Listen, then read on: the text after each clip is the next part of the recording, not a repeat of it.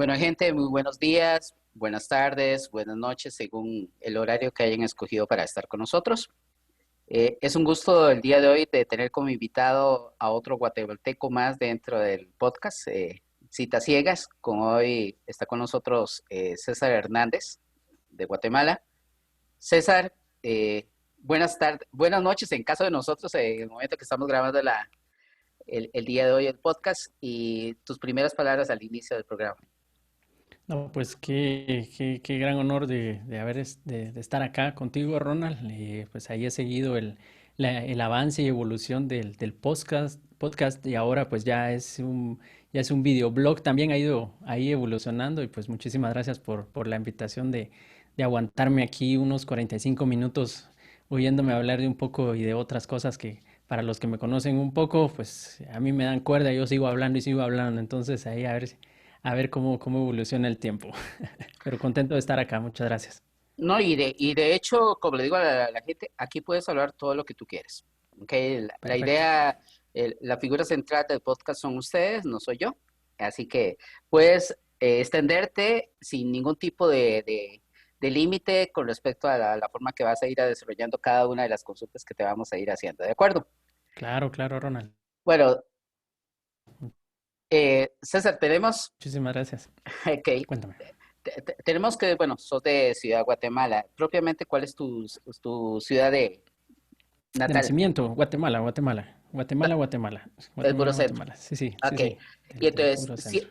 siendo de Ciudad de Guatemala, ¿cómo fueron tus primeros años? ¿Cómo fue tu niñez allá en Guatemala, César? Pues mira,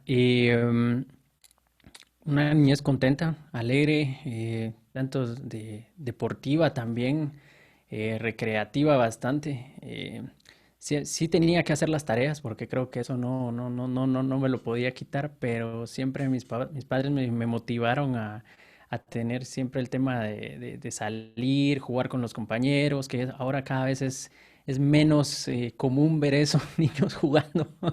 Tal vez en aquel entonces con una pelota desinflada, ahora todo es virtual, bueno, en la pandemia no digamos, pero vamos a que todavía fui de aquellos de los que salíamos en grupo y a las 9 de la noche pues todavía regresábamos a las casas porque ya había que entrar a cenar y prepararse para el día siguiente, pero sí, bastante activos diría yo.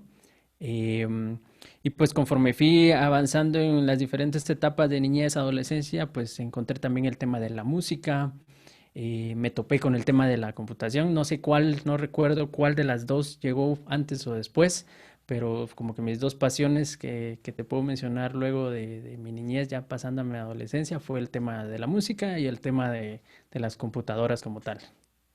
De hecho, no es algo de extrañar. Los guatemaltecos tienen eso adentro, la parte de la cultura, del arte, muy metido. Conocíamos a Mercedes hace unos programas atrás con su capacidad para la parte del piano. Y bueno, en mi caso, que como te he comentado en otras ocasiones, que estuve elaborando para el mayorista de obra con la región, entonces viajé mucho tiempo a Guatemala y no era de extrañarse que una persona tuviera habilidades, ya sea en el arte o en la música, porque es algo como nato en ustedes, es algo muy común, ¿verdad? Sí, fíjate que en el programa público de educación, lo que se tiene y pues que se hereda la parte privada, y ya pues ya la parte privada decide si se extiende o no, es la flauta, es como que el instrumento que todos salimos ahí tocando el himno a la alegría, creo yo, la misma canción y la misma canción, pero sí, al final creo que es algo que como región nos caracteriza también a nivel latinoamericano, lo englobaría yo el tema de siempre tener ahí nuestros ritmos acompañando nuestras vivencias, alegrías y desvivencias y tristezas, ¿verdad?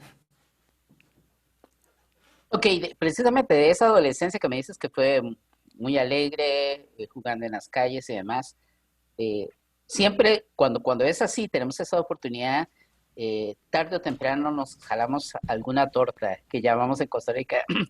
¿Recuerdas alguna cosa que hayas hecho de que tus padres se hayan enojado por alguna travesura que tú digas, mira, sí, me acuerdo Sí, de esto? sí, definitivamente. Yo creo que en esa época ahora le llamarían estar en contra de la Wikipedia, pero Es el título de la anécdota, le pondría yo hoy, nunca la he contado.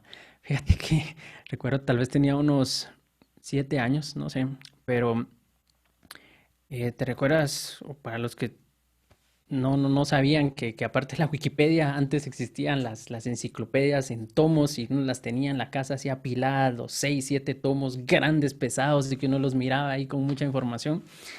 Em, Dentro de mis rabietas, berrinches, etcétera, pero creo que agarré una de ellas y las empecé a cortar un día en la mañana. Ta, ta, ta, ta, ta, ta, ta.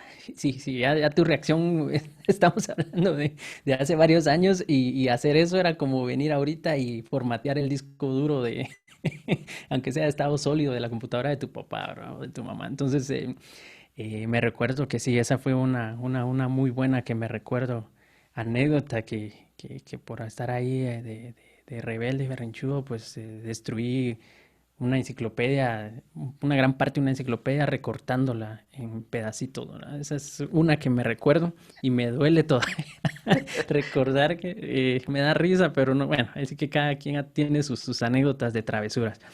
Y luego una relacionada con computadoras también la tengo. Y es que tal vez tenía yo unos 12 años cuando tuve como mi primer contacto con computadoras. Y mi papá lleva la computadora, les dice, miren, aquí están de las, te miento el modelo, pero es de aquellas de las de, ni siquiera llegaban a tener ámbar, sino que era verde, negro y floppy de 5 1/4, etcétera. Y, me enseña mi papá y me dice, mira, y tiene un juego. Entonces ahí es donde creo que se da el gancho bueno, con esa cosa se puede jugar, ¿verdad? Entonces me dice, me enseña, pasa el día siguiente, pasa el fin de semana y hago algo yo que obviamente arruino la computadora y no, ya no funciona, etcétera, etcétera. Yo ya había empezado a recibir mis cursos de DOS, entonces yo ya creía que podía dominarla y la arruinó. Entonces, en mi desesperación, sabía que en la misma cuadra donde yo vivía, había otra casa donde vivían unas amigas de la familia y pues llego ahí pidiendo socorro que no sé qué había hecho, entonces me reparan la computadora, no se llegaron a enterar mis papás en ese momento, pero fue como que mi primera experiencia de tener en vez de un pantallazo azul, fue un pantallazo negro. Y pues también son de esas travesuras que ya después lo dejan, desde ahí ya se queda uno como cuando se quema por primera vez ya, o se electrocuta la primera vez, ya le tienes un poco de respeto al aparato que está ahí enfrente con la pantalla. Pero esas dos te podría compartir, una que no he contado, que es la de la enciclopedia, y esta que en algún momento ya me la habían preguntado y la comparto nuevamente, pero que creo que son como que cosas que han marcado el, el rumbo que le he dado también al tema de profesión y de hobby. Ok, en ese tiempo que pasas de la niñez a la adolescencia, ya en la parte de la secundaria y demás, nos indicaste hace un instante que no recuerdas qué fue lo primero, si fue la música o si fue la computación. De antemano, ya vamos acá que parece que la informática es algo que se te da desde antes, desde muy joven. Cuando llegas y pasas la secundaria y tienes que tomar la decisión de qué vas a estudiar, ¿lo tienes bien claro o tienes que pasar por un periodo de dudas para poder decidirte? Fíjate que esa pregunta me la he hecho en los últimos años, tratando de dar flashback y ver en qué punto fue donde tomé la decisión. Em, Cuando estaba antes de llegar a la secundaria, el tema de la computación empezó con esta anécdota que te cuento. Y entonces empiezo yo a ayudar como auxiliar de laboratorio de computación cuando entro a secundaria. Entonces ahí sigo teniendo ese contacto con eso que es la computadora. Eh, Creo que eso me lleva a tomar la decisión de hablar con mis papás y decir, ok, en el bachillerato, que es antes que es el high school, se podría decir en equivalente para quienes nos están escuchando fuera de nuestro contexto a nivel centroamericano. Entonces aplico a una carrera que es especializada en computación, o sea, sigue teniendo computación. Tenía la opción de irme por ciencias, lenguas y después me voy pues específicamente por la parte de, aquí le decimos bachillerato en computación. y ahí es donde pues sigo en la línea de la computadora, pero para esa época estamos hablando que a mis 16 años es donde yo ya estoy full en el tema de la música, pero estoy con las computadoras porque es la carrera que elegí, por así decir. Y luego hay una intersección que es cuando obviamente ya uno toma la decisión de qué voy a hacer qué voy a hacer con mi vida al momento de entrar a la universidad. Y fue ahí donde le ganó la computación a la música. Em, no recuerdo, porque obviamente de computación hoy en día hay muchas, pero en aquel entonces empezaban a haber una o dos carreras que ya te daban como que querías enfocarte en la parte administrativa o puramente lo que le conocen como computer science en otros contextos, que es la carrera de sistemas, y pues elijo la más difícil, sin yo saberlo, la carrera de sistemas, y pues ahí voy, o sea, ahí voy entrando a la universidad, haciendo en la universidad de la única que es pública de Guatemala, haciendo colas grandísimas para lograr ingresar, etcétera, etcétera, quedándome a dormir una noche antes, y esto lo platicamos con otros amigos, Víctor, que en algún momento estuvo acá, más conocido como Tuxtor ahí en las redes sociales, pues no sé si les dejará mentir ahí las anécdotas que se cuentan con mucha alegría, pero que en su momento pues tenían su sacrificio de por medio. Pero sí, hubo ahí un lapsus en el que pues tomo la decisión de decirle a mis papás, miren, quiero seguir ingeniería en sistemas, y pues es ahí donde empiezo sin saber a ciencia cierta qué me iba a meter, empiezo el camino, ahora empiezo a subir el volcán, y pues ahí voy. En los primeros 2 años dándome de cara con las matemáticas, no me avergüenza decirlo y lo comparto mucho cuando he sido catedrático universitario. Les digo, miren, a veces uno de estudiante juzga y dice, es que usted ya se graduó, usted ya logró hacer esto, usted no se ha graduado, etcétera. Pero yo fui de los que repetimos matemática hasta la cuarta ocasión, la pude ganar la materia de matemática. O sea, temas de computación yo los empecé a ver, y también por parte de la forma en que está el pensum en la Universidad de San Carlos de Guatemala, lo empecé a ver hasta el segundo año. Entonces, mientras tanto, pues viva la música, viva los conciertos, las matemáticas ahí como podía llevándolas, pero finalmente empiezo ya 2 años después de universidad a empezar a ver, a darme cuenta las diferentes, ahí sí que la paleta de opciones que se tenía en eso entonces en ciencias de la computación, y pues que ahora son inclusive aún mayores. Pues, precisamente hace, previo a que empezáramos a grabar el programa, me decías de lo del pelo largo y demás. Nada más metiéndolos en aquella época de universidad, como dices, de la Universidad de San Carlos. eh, Ujú, sí, sí es. la música que te escuchas, vos sos, ¿qué modelo sos? Yo soy modelo 68. Yo soy de los 80. 80 hay Yo una soy diferencia ochentero. enorme, más de 12 años, ¿verdad?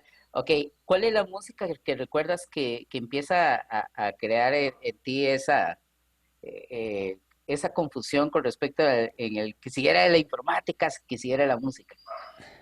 Fíjate que la música empieza en la iglesia con una guitarra acústica, y para esa época preuniversitarias son covers de Metallica, Megadeth con distorsión al máximo y con el pelo largo. Entonces he tenido como que si me preguntas por etapas, empecé en la iglesia, luego tengo esta etapa de heavy metal, etcétera. Y pues ya después paso dentro de la universidad, en algunas agrupaciones que es más un rock alternativo, como se le conocía en esos finales de los 90, inicios de los 2000. Hoy en día pues escucho blues, escucho otros géneros, en su momento también en eso en la universidad también estudié un poco de música. Entonces ya ahorita mi paleta ya no es la de eso entonces. Ya me relajé un poco, ya escucho ya temas, géneros un poco más como bossa nova, jazz contemporáneo, etcétera. Pero en esa época esa era la música de la época. Ok, te hice esa pregunta porque veo en tu perfil que actualmente eres baterista, eh, o algo por el estilo, ¿no? Sí, fíjate, sí, fíjate que fue en el año 2015 cuando asistí era tal vez mi segunda, tercera vez que asistí a un Java One. que para quienes no conocieron qué era lo que representaba un Java One o el Oracle Open World en el lado de infrastructure y bases de datos, pues era el evento que reunía a toda la comunidad internacional, en este caso de Java, de middleware, cuando todavía era Sun Microsystems y luego pues tuvo la transición ahí a Oracle. Pues era un evento muy especial y que pues marcó demasiado, diría yo. En un 90% le dio una dirección a mi carrera, en lo personal también. Y ahí en un Java One, en una reunión de jokes, ya es donde se empiezan a intersectar los puntos cuando unes de lo que, como yo considero, la pasión con lo que haces. Las cosas empiezan eventualmente a ir interaccionando y es entre, y siento yo, o lo que siempre menciono es que hay que estar preparado para esas oportunidades porque las oportunidades llegan y si no estás preparado las pierdes. Y entonces, antes de responderte eso, te comento que cuando termino yo la universidad, ahorita voy a llegar a intersectar los puntos. Eh, Terminando yo la universidad, eh, me tomo en lo que salir, cerrar pensum en la Universidad de San Carlos es una cosa. Ya tener el cuadro colgado en tu oficina es otro tema. La burocracia, etcétera, que siempre está en las universidades y etcétera, pues está también en Guatemala como en otros países de Latinoamérica. Y pues son 2 años, son 2 años desde que yo cierro Pensum hasta que yo ya tengo el título colgado. Entonces, en ese lapso, pues yo empiezo a laborar, etcétera, pero también busco cómo hacer flush de mi pasión musical hacia algo nuevo. Ahí es donde vengo y empiezo a aprender, porque todo lo que te he comentado es de guitarra, guitarrazos, etcétera. Pero en ese entonces digo, yo quiero aprender otro instrumento. Y mi hermano para eso entonces era el baterista de mi agrupación. Entonces digo, yo quiero aprender a tocar batería formal. Y la anécdota aquí viene a que me inscribo yo en la Academia de Música en un curso de vacaciones intensivo donde la edad promedio es de 12 años, 12, 13 años. Están los niños ahí que los papás ya no los querían jugando Nintendo 64, los mandaban a la academia y ahí estaban los niños refunfuñando y ahí estaba yo entre todos, ¿verdad? Y hasta los mismos maestros, así como que, mire, ¿y usted a qué se dedica? ¿Y por qué viene ahora? Etcétera, ¿verdad?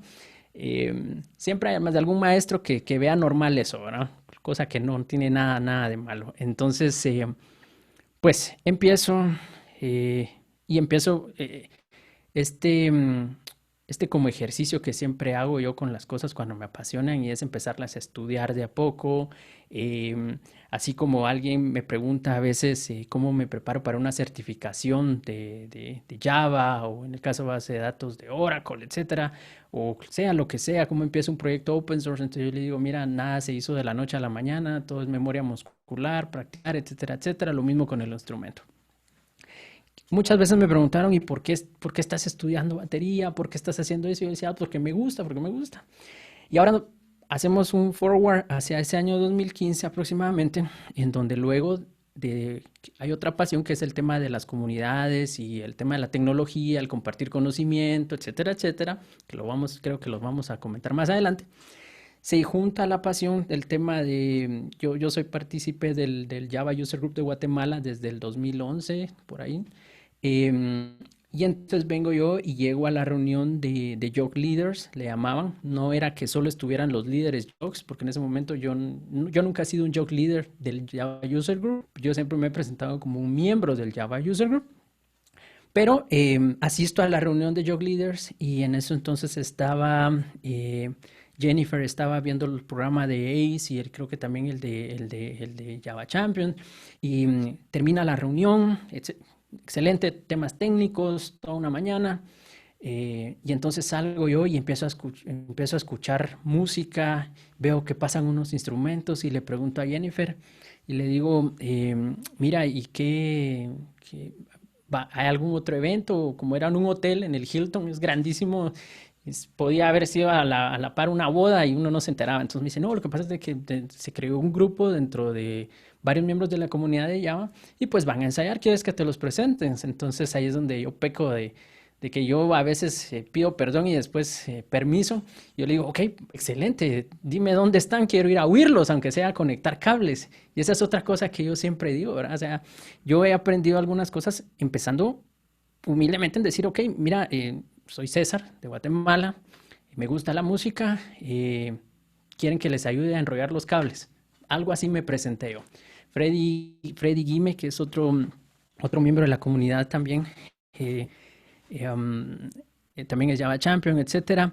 Él hablaba español, entonces tuvimos breve interacción en español, de que me explicó, mira, ven César, nosotros estamos ensayando. Y cuando Matías Clarkson, que es el baterista también de la agrupación, decide ir al fondo a la derecha, vengo yo les digo, estaban tocando Superstition de Stevie Wonder, y les digo al grupo, si quieren toco la batería en lo que él se fue. Me dicen, dale, adelante, va. Y el resto es historia. Entonces, a partir de ahí soy el otro baterista del Java Community Band, como se le conoce, que son los Null Pointers. Y pues a partir de ese, ya era su segundo año ya, como que se dio la tradición de que en cada Java One pues había una presentación de los Null Pointers en San Francisco. Entonces a partir de ahí es donde ya pues agrego a mi bio oficial el segundo baterista del Java Community Band de Null Pointers. Y pues hasta la fecha, todavía el año pasado en plena cuarentena, grabamos por ahí algo así asincrónico y pues se presentó en la reunión virtual del JCP, del Java Community Process con Heather. Y pues ahí hemos estado ensayando cada año prácticamente por 2 días al año, y teniendo unas 3 presentaciones en ese lapso en lo que pasaba Yawan, luego fue Openware, y pues últimamente Code One, todavía el último que se llevó hace 2 años. Pero esa es la versión larga del por qué pongo ahí de los null pointers. Entonces, para quienes ahí nos pueden seguir en las redes sociales, no estamos muy activos, pero por ahí nos van a ver en virtual o en presencial en el futuro. Eh, Primero Dios, ahí haciendo bulla con los null pointers. No, no, la verdad es que es un tema interesante porque es algo que mucha gente no, creo que posiblemente inclusive hasta amigos tuyos tal vez no conocen Claro. esa historia. Y eso es bonito porque le digo a la gente, casi siempre la gente de tecnología, todo el mundo lo ve como los tipos raros, como los tipos solos, como que no hacen vida social ni nada por el estilo. Y le digo, no, no, o sea, hay de todo. Pero conocer esos aspectos de la vida personal de alguien son sumamente interesantes. Y sobre todo, que es un punto de que venimos de una región que para mucha gente Centroamérica no la ubica como una región tecnológicamente avanzada. Y la verdad es que tenemos mucho que darle al mundo y le estamos dando mucho al mundo todo lo que es la región centroamericana. Y entonces es bonito que verdad que exista ese tema. Ahora, vamos a regresarnos un poquito porque nos adelantaste en el tiempo, al 2015, un poquito y demás. Terminas la universidad, ya nos cuentas que tuviste que pasar 2 años antes de esperar que tu título lo tuvieras ya en la pared, como dices, que empiezas a trabajar. ¿Cuál es tu primera experiencia como programador o ya directamente en el área de ingeniería de sistemas? ¿Y qué es lo que haces? Am, Fíjate que es puramente desarrollo, ya en el área de sistemas. Sin embargo, en ese periodo de 2 años, pues también con otro amigo, Francisco Castro, también aquí de Guatemala, pues emprendemos lateralmente, te diría, porque si bien yo estaba enfocado en finalizar el ciclo universitario, él ya estaba laborando, tenía su trabajo de 8 a 5. Pero también siempre habíamos tenido como este tema de emprendimiento. Entonces me pongo yo a administrar un proyecto de software para una ONG en el cual él estaba involucrado también paralelamente, y te digo, ahí mi función fue más de análisis, diseño, más que todo antes de entrar a este segundo trabajo que te digo de rol de desarrollo. Em, pero sí, esa sería como que la evolución. Y no me lo preguntas, pero el primer trabajo relacionado con computadoras, que cuando estaba empezando la universidad, en algún momento hice un break 1 año de la música, empecé a estudiar este tema de reparación de computadoras, cambio de dispositivos, etcétera. antes de que antes de que se llegaran a poner tan complejas, ahora que todo está soldado, entonces ya no puedes cambiarle nada. Y pues con él, junto con otro amigo Cristian, ponemos nuestra empresa de reparación, venta de equipo, etcétera. Siempre teníamos como que esa inquietud de estar ocupados. Y entonces me recuerdo que mi primer trabajo, según yo, después de haber estudiado en paralelo el tema de cómo darle mantenimiento a equipo de cómputo, yo pensé que iba a ser vendiendo, reparando, etcétera. Pero no, paro limpiando, te digo, tal vez unas 200 computadoras de aquellas de los años 90 que tenían en varias instituciones, las paro limpiando a pura espuma y trapo. Entonces, ahí es donde uno aprecia mucho el hecho de haber podido lanzar un proyecto open source que te dio la oportunidad a tener un rol de desarrollo o un rol de QA, etcétera, porque si has estado limpiando las computadoras, sabes, les tienes aprecio y aquel de, que esta es otra anécdota, llego con estaba en una oficina y me dicen, miren, hay que darle mantenimiento a esa computadora, ok, bueno, empiezo a desarmar todo y cuando vuelvo a armar me sobra un cable, va el típico, el cable que sobra. Y entonces si estaba enfrente el licenciado, la persona que la utilizaba, y entonces me dice, ya va a estar lista, que tengo que trabajar. Sí, no tenga pena ahorita. Y entonces peca uno, así como cuando estamos dándole reingeniería a un pedazo de código fuente o en un PL SQL y tú dices, ójole, ¿y aquí qué hicieron? ¿Y será que lo muevo, lo quito porque no está documentado? Y pues se echó chispas eso enfrente de la persona. No, no se quemó nada, pero sí fue otra anécdota ahí que pongo en medio de mi respuesta.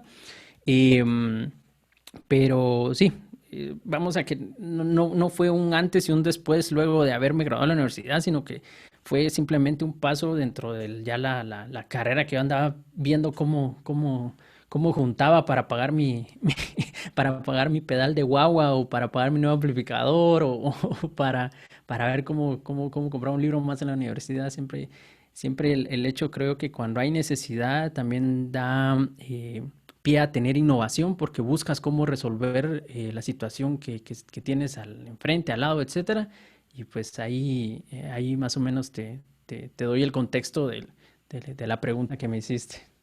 Ok, vamos a ver, vamos a irnos metiendo un poquito en el tema de las comunidades. Yo sé que desarrollas varias cosas por allá. Sos miembro del grupo de usuarios de Java, eres miembro del grupo de usuarios de Oracle también. Así es.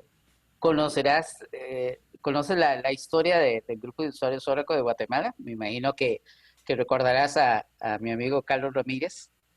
Así es. Hay una anécdota que muy poca gente sabe. Cuando en el 2010 empiezo a integrar y a ver la manera cómo crear los grupos de usuarios de la región centroamericana, eh, a través, no era de WhatsApp, porque no teníamos WhatsApp en ese momento, sino era a través de el que tenía florcita, ¿cómo era que se llamaba? Estoy intentando recordar el IRC, nombre.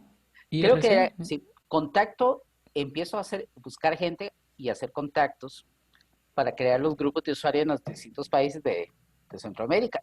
Y entonces, por ahí aparece Carlos Ramírez y le digo, a Carlos todo fue una anécdota porque yo digo, primero que todo no lo conocía personalmente y un momento a otro aparece alguien diciendo, mira, ¿qué te parece? ¿Vos crees que podamos crear un grupo de usuarios en Guatemala? Y ya le explico cómo es el tema y demás. Le nace la iniciativa, vemos cómo hacer el primer logo y todo lo demás. El tema es que yo le digo a la gente, yo creo que hoy por hoy mucha gente de Guatemala no sabe que el grupo de usuarios de Oracle se debe precisamente al esfuerzo inicial que hizo Carlos Ramírez en eso. Hoy tenemos a On Davy, que, que es una persona que sobresale dentro de la parte del grupo de usuarios no de Guatemala. David sobresale a nivel internacional. Conocemos mucho la historia de él como persona, de la lucha, y viene siendo muy parecido a eso que estabas hablando ahorita. O sea, todos pasamos por esa etapa. Eh, Eso influye, o sea, la forma en que tú vives las cosas para poder obtener tu título, poder estudiar y demás, influye en el contexto de llegar y decir, yo quiero buscar la manera en cómo compartir mi conocimiento para que otra gente se beneficie de ella y a la vez nazca dentro de esas personas ese deseo también de compartir lo que vayan aprendiendo. Claro, definitivamente. Y eso empieza en los últimos años de la universidad, cuando la Universidad de San Carlos recibe una ayuda por parte del gobierno de la India. La empresa Tata Consultancy Services llega y pone trainers de la India a dar cursos específicos de Oracle, Java, C Sharp, C++, etcétera. Y es donde también es otro parteaguas antes y después para muchos que estuvimos en esa época y que aprovechamos ese recurso, porque ese recurso era gratis. Se da el tema de que es para eso, no sé si recuerdas que en algún momento Sun Microsystems eh, empezó a tener acercamiento con las entidades educativas y todas esas certificaciones que costaban, qué sé yo, $600, $300 y todo ese material para prepararte que en aquel entonces costaba otros $2,000, lo pusieron a disposición gratuita de las universidades. Entonces, eso más el tema del con Tata Consultancy Services y que ellos nos explican que hay certificaciones de Java, que en la India hay colas para poder optar a entrar a un centro, porque el centro te permite certificarse y certificarse te da, por ende, un plus extra al momento de estar en el mercado laboral. Hace un cortocircuito en mi forma de pensar y ver un poco más allá de la barrera que tal vez generalmente si ellos no hubieran estado yo no hubiera visto. Y veo yo la pasión que estas personas tenían para enseñar.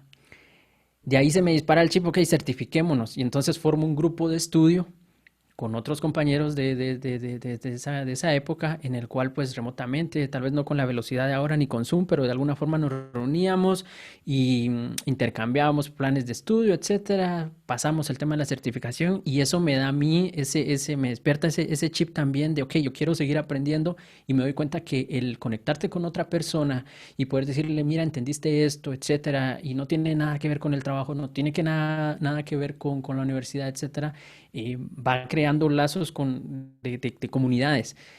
Es ahí donde entonces yo estando laborando, me entero que está el Java User Group de Guatemala, que para eso tenía tal vez unos 6 meses de haberse fundado. No sé si has hablado con María Castillo, que fue la primera Jog Leader del grupo de usuarios, y viene ella, viene un amigo, me invita precisamente a una reunión del Jog en aquel 2011.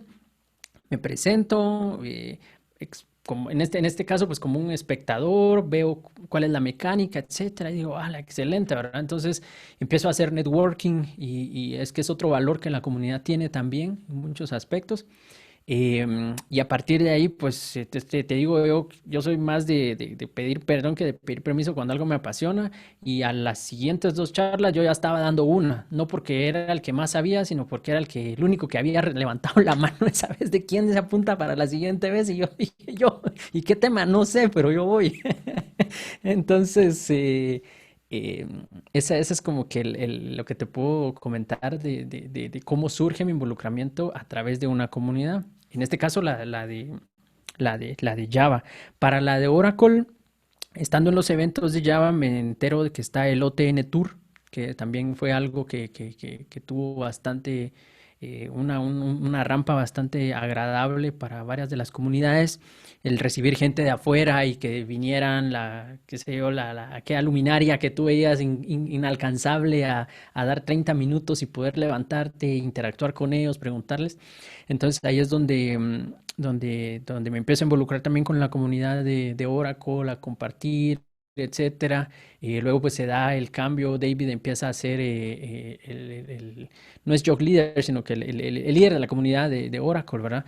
David es un excelente amigo y pues también otra de las personas de las cuales yo aprendí mucho también en esa etapa, donde él también me dice, "Oh, mira, está el programa de los Oracle Days y qué es eso y cómo es que logras tú venir y tener tu charla en 10 países y cómo te organizas, etcétera. Él con el tema de las certificaciones, pues tú no sé si lo has tenido allá acá, pues tiene ahí también un récord al estilo tal vez también como Alex Zavala, que es otro que mientras estamos aquí hablando, él se está certificando definitivamente hoy de algo más, pero quiera que no, el involucrarme en las dos comunidades y luego también por un momento estuve participando como oyente en la de Android cuando se da el despegón de Android también a nivel de comunidades, de lo que después vendría como perdón, Google User Group, etcétera. Ahí es donde me vuelvo, no adicto, pero sí me vuelvo como que am, muy empático y de ver qué más explota de esa interacción de comunidades que luego evoluciona en una fase en la que soy catedrático universitario y les invito a los alumnos a que, mire, agréguense a las comunidades, después salen comunidades de esas interacciones y pues es un efecto de bola de nieve, que es como tú lo describiste en su momento, pues tú también fuiste parte de lo que es la bola de nieve del grupo de usuarios de Oracle Guatemala. Y pues es más que una pasión, es un honor, siento yo, el hecho de poder ser partícipe y tener una voz como cualquier miembro dentro de la comunidad. Precisamente voy a tocar este tema porque hoy recientemente leí un, eh, un artículo del CEO de Tesla, indicando que muchas veces los MBA realmente no están preparados para hacerle frente al día a día y a las necesidades que las organizaciones requieren para poder innovar y para poder crear productos que sean consumibles por las personas.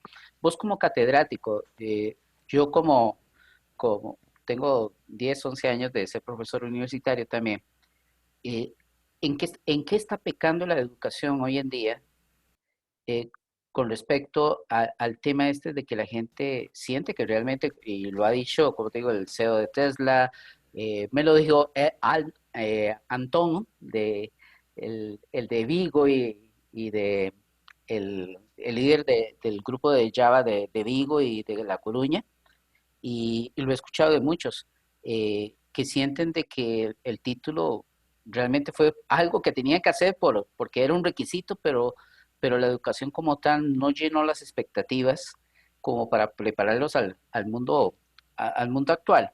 Y hoy por hoy vemos mucha gente que le da mucho énfasis a la parte de las certificaciones, pero no logran terminar muchas veces su carrera universitaria. ¿En qué estamos pecando? ¿Son las universidades, es el sistema o somos nosotros los educadores? Creo que todos tenemos un poco todos jugamos un papel en esa ecuación que defines.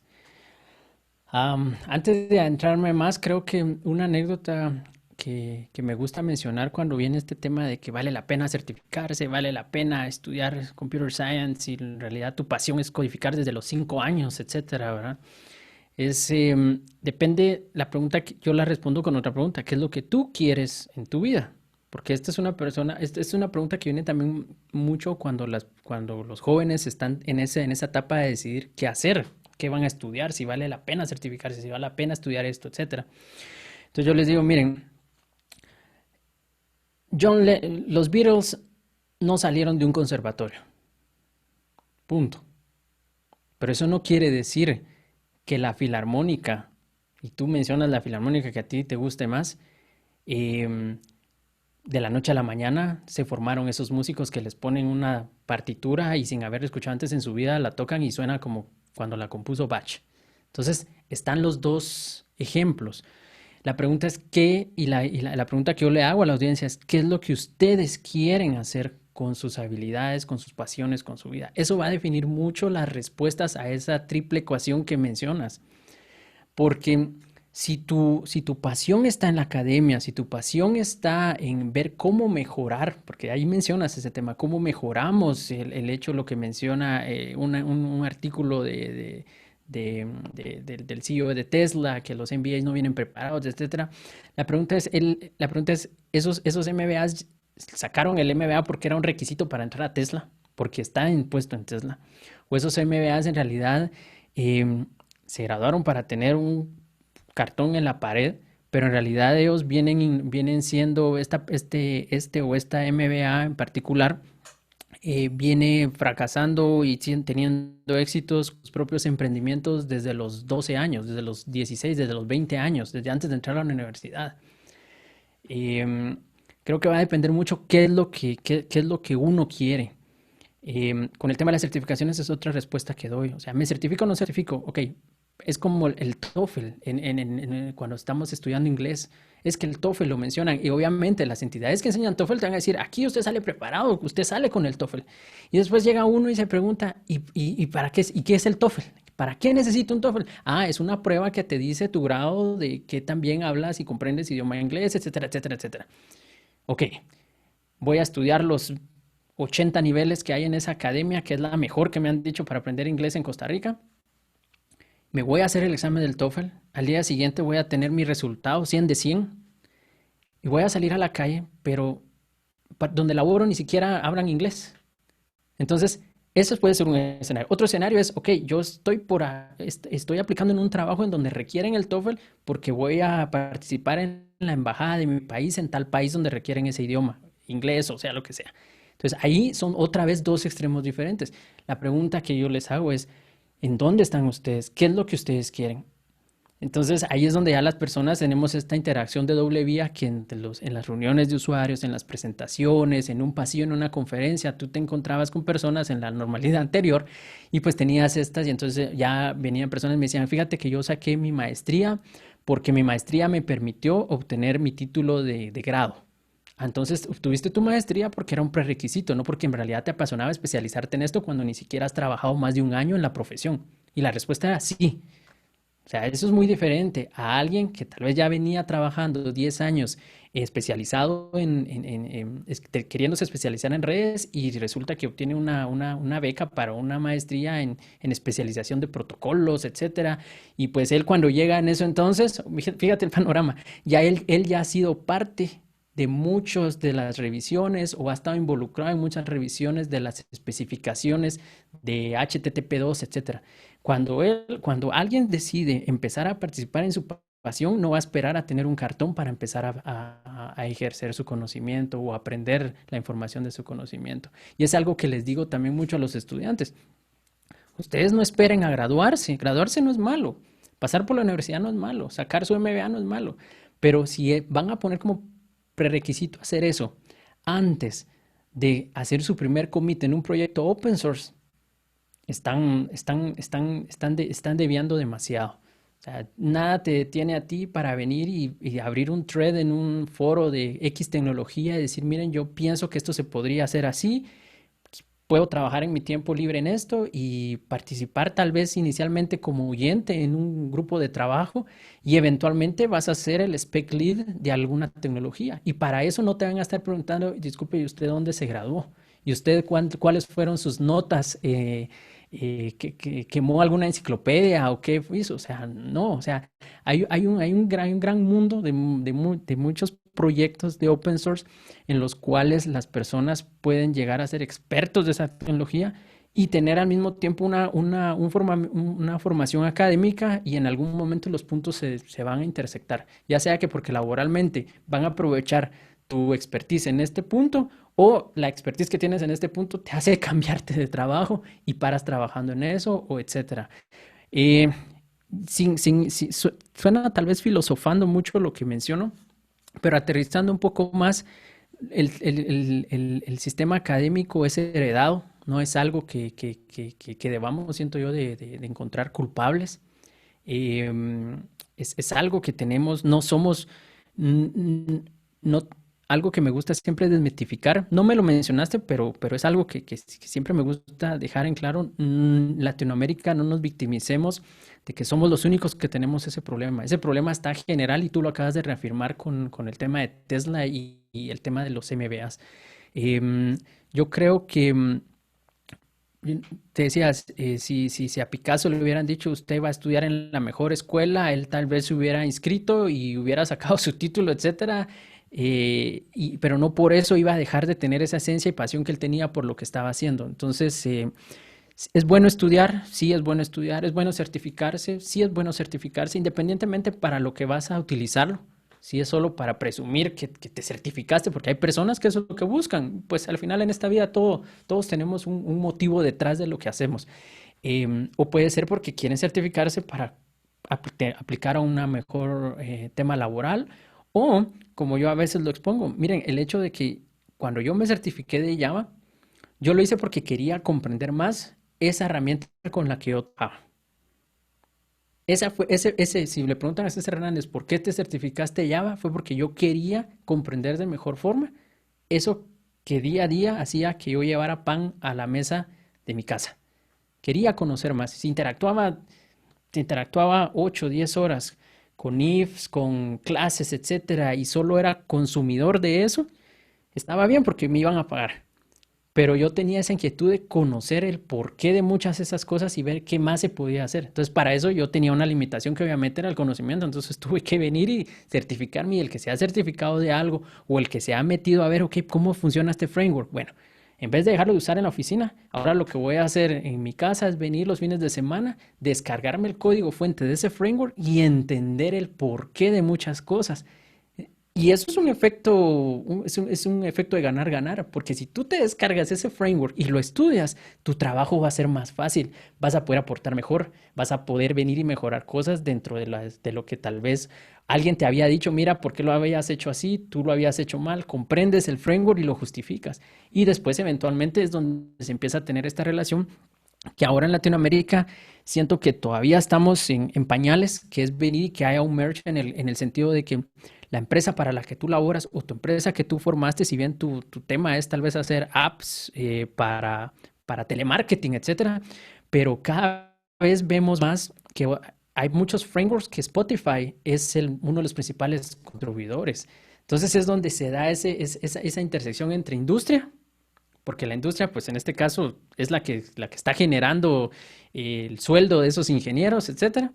Pero también está la academia y en este caso está el tema del open source. Cuando hay una intersección entre esos tres, creo que se dan muchas innovaciones como las que ya hemos visto, muchos proyectos que empiezan en comunidad y después se absorben. Entendamos, por ejemplo, GitHub empezó una empresa, bueno, empieza Git con Linus Torvald, se vuelve GitHub como empresa después, Microsoft adquiere GitHub, y pues todo lo que se viene de ahí, pues es una interacción y una sinergia de conocimientos.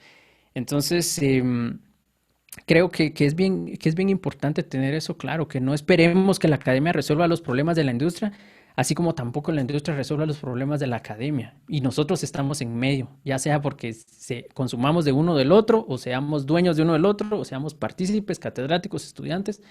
Creo que es más que todo de ver cómo se crea una sinergia entre los tres y ya nos lo han demostrado varias universidades.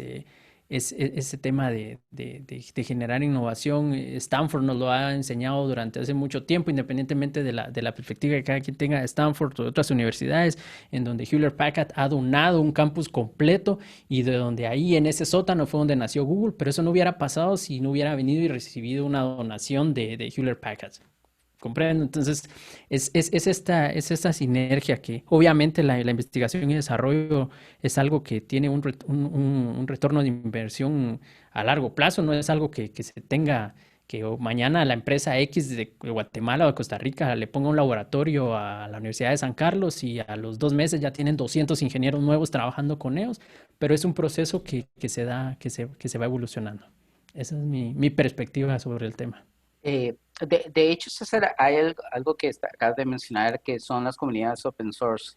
Y hablábamos hace dos capítulos atrás con Katia Aresti, que trabaja precisamente con Red Hat en el área de open source.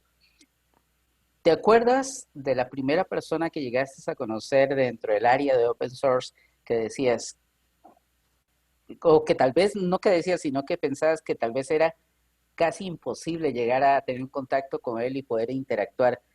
¿Cuál fue esa primera experiencia? Sí, fueron varias al mismo tiempo. En un día, en mi primer Java One, eh, o sea, yo terminaba la sesión de esta persona, iba yo a hablar y hola, en la lista de correos, soy fulano de tal, etcétera.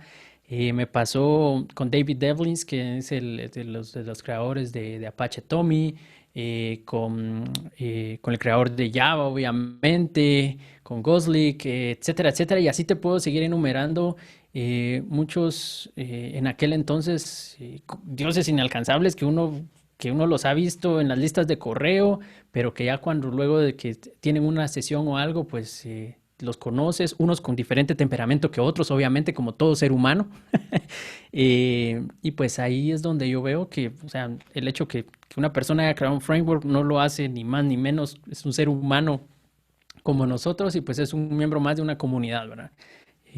Buenas experiencias como las que todos que te mencioné ahorita, malas experiencias como otras en donde sí, o sea, esta persona tienes, tiene su propio ego y pues si te vi en la lista de correos ni te conozco y qué bueno que viniste y hoy no voy a firmar autógrafos del libro que escribí. Pero así es la vida, o sea, hay de todo, hay de todo. Pero esos dos ejemplos te puedo dar del creador de Java, del creador de Apache Tommy, de muchos mantenedores de Maven,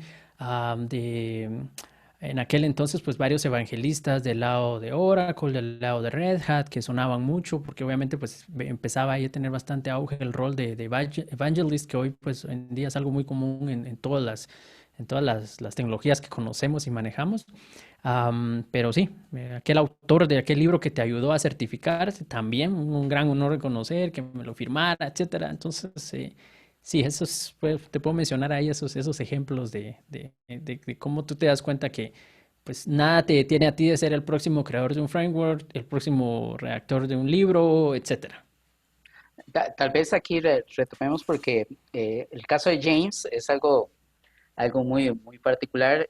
Cuando Oracle quiere Sun Microsystem, básicamente James se aparta de Sun Microsystem porque no quiere seguir. Eh, y es un personaje que hoy por hoy sigue teniendo una actualidad tremenda.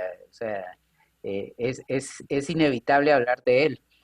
Eh, Cuando tuviste ese primer contacto con James, cuando lo conociste y además, ¿qué fue la pregunta que te hubiera gustado hacerle y que no le hiciste? Muy buena pregunta, Ronald. Ahí sí sacaste la pelota del cuadrangular. Porque tengo en mente cuál fue la pregunta que le hice, que me dejó marcado con su respuesta, pero ¿qué más le hubiera preguntado? Ah, hoy sí, no se quedó freeze el Zoom o la grabación, o sea, sí estoy tratando de pensar. Am, Esa respuesta creo que conforme pasa el tiempo varía. En estos momentos, tal vez lo que me hubiera gustado preguntarle es, no sé, ¿cómo sabes cuándo retirarte? Quitando de lado el tema monetario. ¿Cómo sabes cuándo eso que es tu pasión debes de decirle hasta aquí? Y creo que él en eso entonces, si bien no se había retirado, estaba en Liquid Robotics, me recuerdo que era la empresa donde él estaba en eso entonces, poniendo robots ahí con Glassfish corriendo, etcétera. Em, Eso es algo que tal vez en este momento le hubiera preguntado. Te digo, si me lo hubieras preguntado antes de la pandemia, hubiera sido algo más, pero creo que es un tema de quitando el tema económico, porque la percepción que tenemos de cuando vemos que allá en el norte la gente se retira es porque ya tiene solventados sus problemas económicos para su vejez. Aquí es en otro contexto. Quitando eso, el tema económico es más el tema de cuando el locutor le dicen, mira, vamos a cerrar la radio, entonces, ¿cuándo es ese momento de dar ese paso a buscar una nueva pasión, etcétera? Pero es la respuesta que te puedo dar a la pregunta que me hiciste. Voy a Ajá. aprovechar a mencionar la pregunta que esperaba que me hicieras y que pues me gusta compartir, y es la primera pregunta que yo le hice, ¿verdad? Entonces, la primera pregunta que yo le hice es, ¿por qué estás haciendo esto? ¿Por qué hiciste lo que hiciste? ¿Por qué estás haciendo lo que esto? Entonces, me recuerdo que en ese entonces quedó grabado en unos videos que produje que produje para el Jog de Guatemala, en el canal de YouTube, en donde él responde porque es una pasión, me dice. O sea, al final yo hice, hago o he dejado de hacer o estoy empezando a hacer lo que hago porque es una pasión y más que un trabajo de 8 a 5 que yo tenga que haber sido parte del equipo que creó Java, pues era una pasión y hay un momento en el que deja de ser un trabajo y pasa a ser parte de tu vida. Y en ese momento me quedé pensando qué significaba eso y eventualmente pues lo he ido viviendo en carne propia, entonces es algo que me dejó muy marcado y que conforme fue pasando el tiempo pues lo he ido entendiendo de mejor forma Pero, y por eso ahora la respuesta que te doy a tu pregunta es, bueno, entonces está bien, tu trabajo como es tu pasión, pasa a ser parte de tu vida y después cómo, ¿qué viene después de eso? No, no es que viene después de la muerte, sino que qué viene después de eso, ¿verdad? Entonces, y me pasa, y respaldo esto porque también con la música me pasa, o sea, estos grupos que independientemente si tuvieron éxito o no, pero fueron grupos que cuando los oyes escuchar, pues tuvieron su carrera musical, etcétera, ok, y ahora, ¿por qué ya no hay conciertos? ¿Por qué ya no? O sea, hace poco estaba viendo R.E.M., por ejemplo, ¿verdad? Una agrupación que fue grandísima, se escucharon en todos lados, etcétera, y ellos están ahorita en una posición en la que quitemos la pandemia, regresemos un año atrás o un poquito más, pues es un grupo que ya no lo mirabas ahí tratando de sacar nuevos discos, etcétera. Entonces cada quien tiene una etapa diferente y el tema ahí es la pregunta, bueno, ¿y qué vino después de R.E.M., verdad? Pero te doy ahí otro ejemplo de la respuesta. No, no, perfecto. Precisamente, ¿por qué te hice esa pregunta? Porque creo que todos tenemos muy claro eh, cuál es la pregunta que le vamos a hacer a alguien cuando queremos conocerlo. Pero después de que la hacemos, nos ponemos a decir, puña, le hubiera preguntado esto era lo que, esto es lo que realmente me interesaba, pero a veces uno, eh, hay un momento en que entra en esas dudas si lo hago o no lo hago. Y una de las cosas importantes que hemos escuchado de la gente que estaba acá es que las personas son sumamente accesibles, la mayoría, como tú dices, hay algunos que no están en su día o que tal vez no se sienten bien, pero todo el resto de las personas son muy accesibles y yo Claro. les digo a la gente, inclusive yo le digo a mis alumnos cuando empiezo una clase, siempre más al principio del trimestre, miren, no hay preguntas tontas, solo tontos que no preguntan. Y eso me lo enseñó Claro. un profesor y esta pasión, como tú dices, la pasión es algo que lo envuelve a uno. Yo tengo muy claro, en mi caso, bueno, si todo sale bien, me quedan un poquito más de 9 años antes de jubilarme. Y lo que la gente me ha dicho es, ¿qué vas a hacer? Le digo, no, yo lo tengo bien claro. Digo, después de que cumpla, me jubile, olvídense que me encuentren en una oficina. Tengo otros proyectos, tengo ganas de escribir un libro personal, algo, pero nada, posiblemente voy a seguir metido en la parte de las tecnologías y demás, pero ya como un hobby, pero no quiero seguir trabajando, si puedo, no quiero seguir trabajando porque todos hemos tenido una historia de vida por la que hemos tenido que luchar y ya después de cierta edad los años empiezan a pesarte y entonces empezás a agarrarle sentido, por ejemplo, a cosas tan insignificantes para mucha gente pero que con la carrera del día a día no le tomas importancia.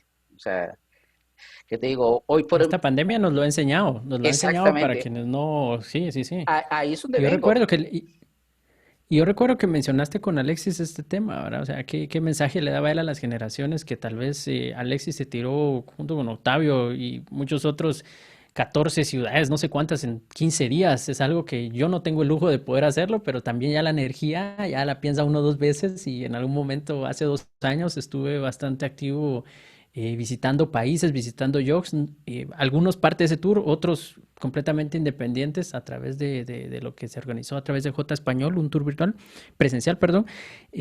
Pero sí, te comprendo, o sea, sí es de como que de sentarse a pensar y ver qué es lo que quieres, ¿verdad? Ok, bueno, tal vez no te has dado cuenta, pero ya vamos acercándonos a la hora de Sí, estar sí. conversando. Ha sido muy amena el ir conversando contigo. Vamos a ir cerrando un poquito la conversación del día de hoy. Espero, yo creo que hay varias cosas.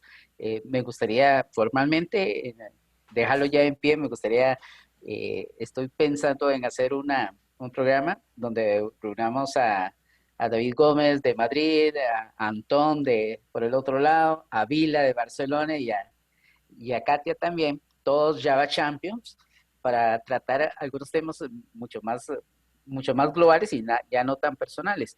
Eh, voy a solicitarte, al igual que lo hice con los demás, o sea, ¿qué consejo les podríamos dar a la gente que en este momento está empezando? O sea, eh, vamos a ver, César Hernández saliendo de la universidad, y llegar y decirles, mire, ¿cómo pueden hacer que su vida, además de ser una jornada de 8 horas o 9 o 12, porque la informática tiene eso de que no tiene un horario establecido de horas específico, Sí, claro. eh, ¿qué les podríamos decir a ellos?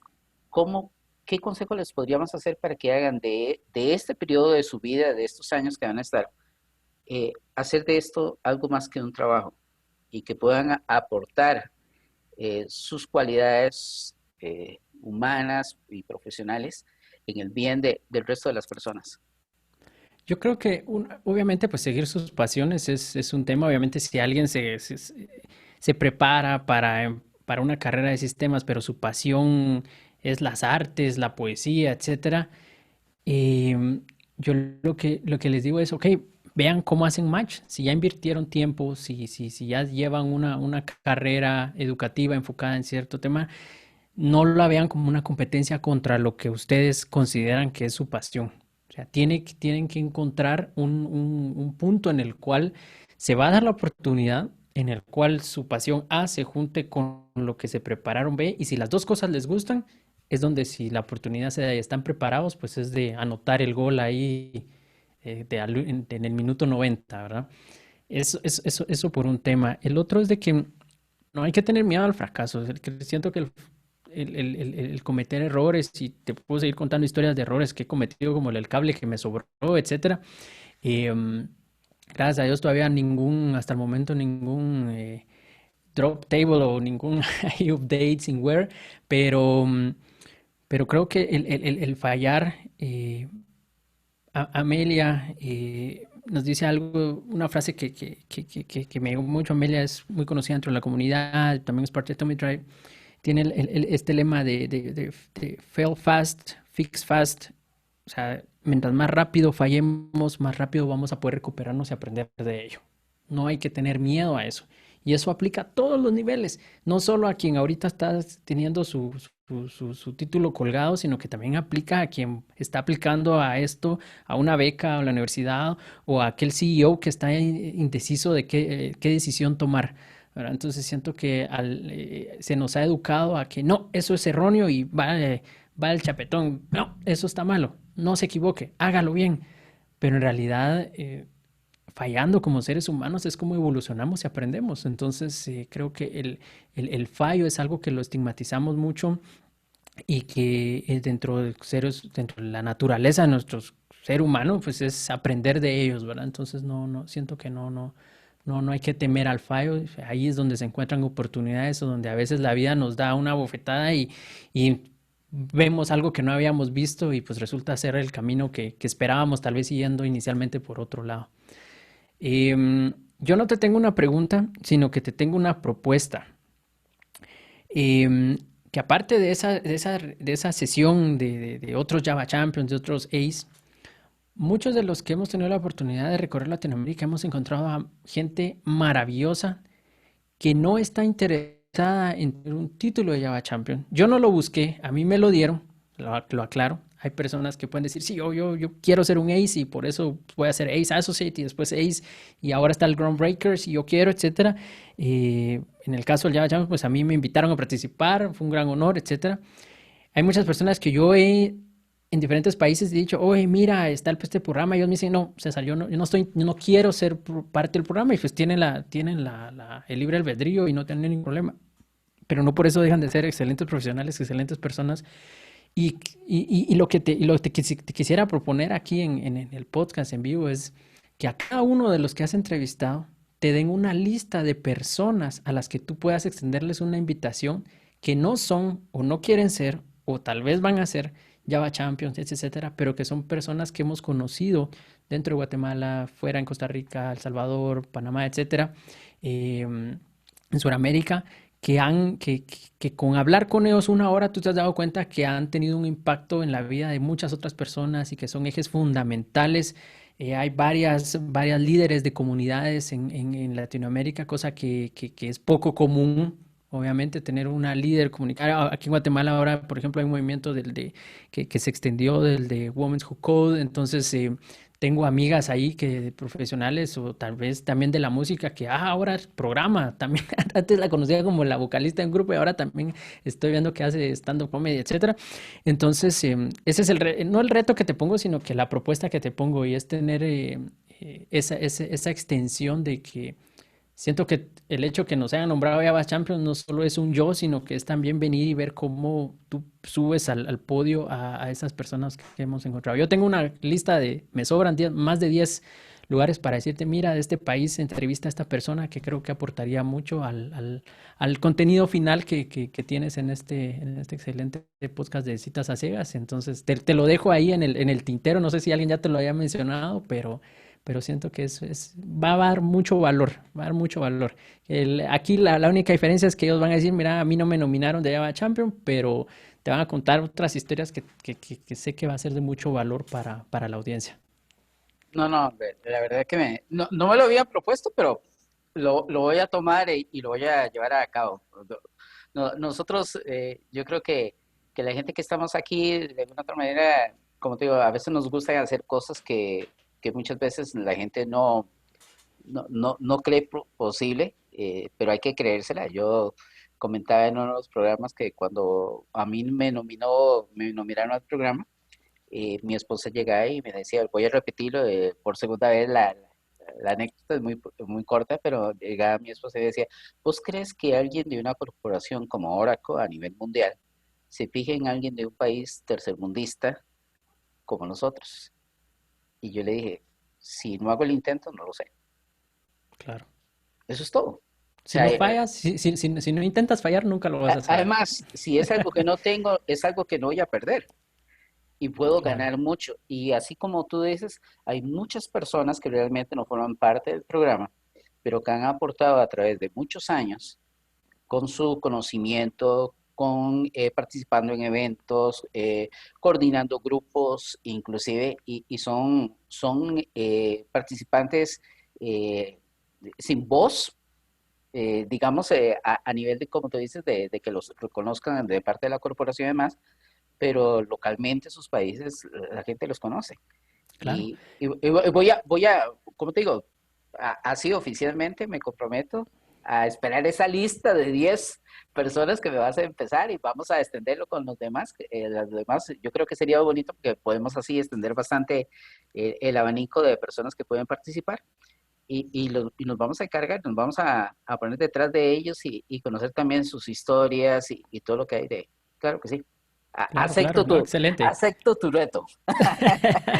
No, fíjate que yo sé que estamos cortos de tiempo, pero fíjate que algo que quiero compartir y que para mí fue también bastante revelador fue cuando en la fundación, en los proyectos, perdón, como Microprofile y ahora Jakarta E, que antes se llamaba Java E, pues en este tema de microservicios, año 2016 y que se hace Java Enterprise, surge este proyecto de microservices y la comunidad de Microprofile em, motiva a que, por ejemplo, tú no tienes que ser un committer o parte del grupo de especificación de X o Y tecnología Microprofile para venir y para que te hagan highlight, para que te promuevan en las redes sociales de Microprofile.